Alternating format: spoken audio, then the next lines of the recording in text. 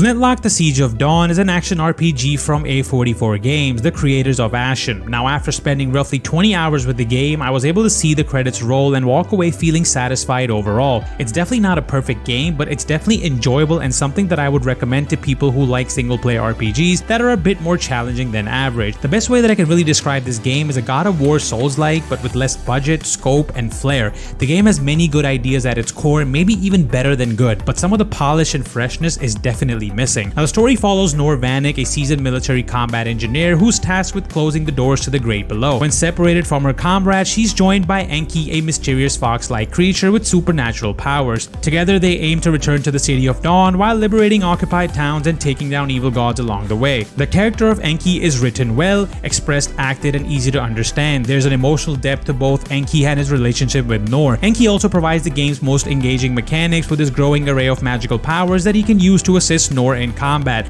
like applying status effects or levitating enemies. However, Enki isn't like an Elden Ring spirit summons. He can't defeat monsters on his own. Still, the fluid back and forth between Nor's weapons and melee attacks synergizes with Enki's magic, really elevates the combat. The melee combat is fun, but it lacks that firm software industry standard polish. You have a dodge, a parry, and a pistol to counter enemy attacks. You'll chain together standard attacks before parrying your enemy's attempt to strike back, and once you get in the groove and learn the patterns, fights can feel kind of rhythmic. Parry timing is sometimes inconsistent and frustrating, and the dodging sometimes feel janky, but when everything comes together between Nor's combos and Enki's assist, the combat feels full of potential. Another strong element in Flintlock is the traversal, which isn't necessarily something that Souls-like are known for, now especially the use of spirit gates. These allow Nor to teleport across distances. Combined with Nor's more familiar abilities like double jumps and air dashes, platforming and movements are fun and rewarding. I just wish that they weren't as simple as hitting a single click of a button. Now, one thing I kind of found odd was the music in the game. It's almost like dancehall sounding during boss fights, and while it did throw me off a bit when I first started playing the game, I ended up kind of enjoying it during the boss fights against the gods. Unfortunately, there aren't a ton of boss encounters in the game, so having some upbeat tracks when they show up was an added benefit.